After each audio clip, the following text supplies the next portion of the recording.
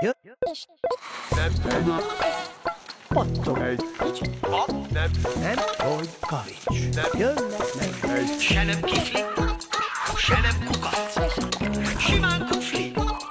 Ezt mondogasd. Kufli pattognak, mint egy labda. Ugrálnak, mint egy bolha. Színesek és csíkosak, mint egy szivárványos nyalóka. Van köztük nagy, kicsi, vékony Dagi, és olyan, aki néha csoklik. Heken laknak egy kupacban, ők a kuflik.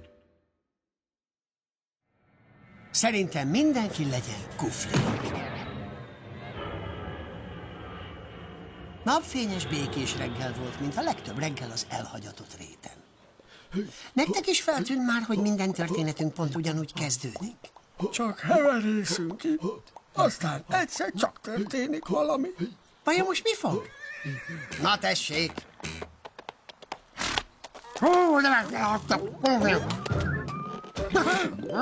De messze laktak, kuflik.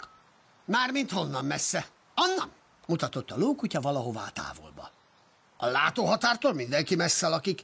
Mi járatban vagy cimbora? Kedves kuflik! Meg vagy tökhíva. Szilveszteri jelmezmez bálba.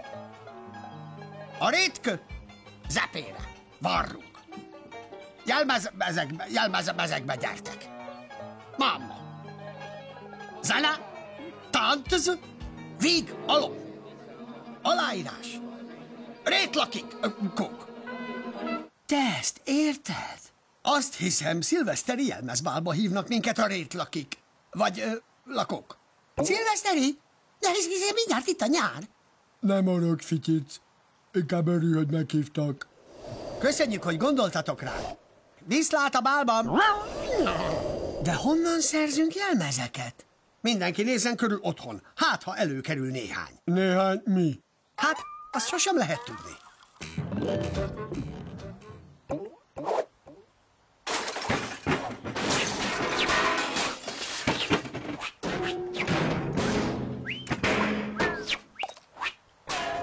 Csak tudnám, hogyan került hozzánk ennyi kacat? Értetlenkedett Pofánka. Ezt hívják a kacatok titkos vándorlásának. Mindennapos dolog, bár keveset tudnak róla. Elég unalmas kacatnak lenni, ezért aztán éjszakánként a kacatok útra kelnek, hogy világot lássanak. Honnan tudod mindezt? Annak idején évekig leveleztem egy fél pár zoknival. Ő sokat mesélt ezekről a dolgokról. Ha nem volnék kufli, biztos, hogy kacat szeretnék lenni. Igen ám, csak hogy most inkább a jelmezekkel kéne foglalkoznunk. A következőket találták. Hilda egy rozzant esernyőt, Valér 3 üres konzervdobozt, Zödön egy lukas gumilabdát, Titus egy öreg bőröndöt meg egy habverőt, Pofánka egy elsárgult divatlapot meg egy darab spárgát, Bélabá egy horpadt tésztaszűrőt és egy doboz szöget, Fityirc meg, nos, ő nem talált mást, csak egy lila kabátgombot.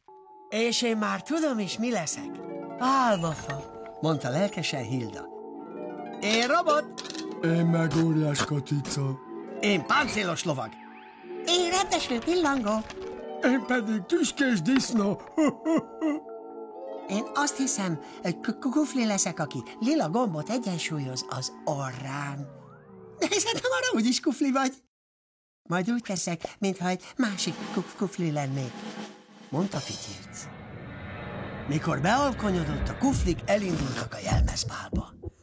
Mire odaértek, a rét közepén már javában állt a bál.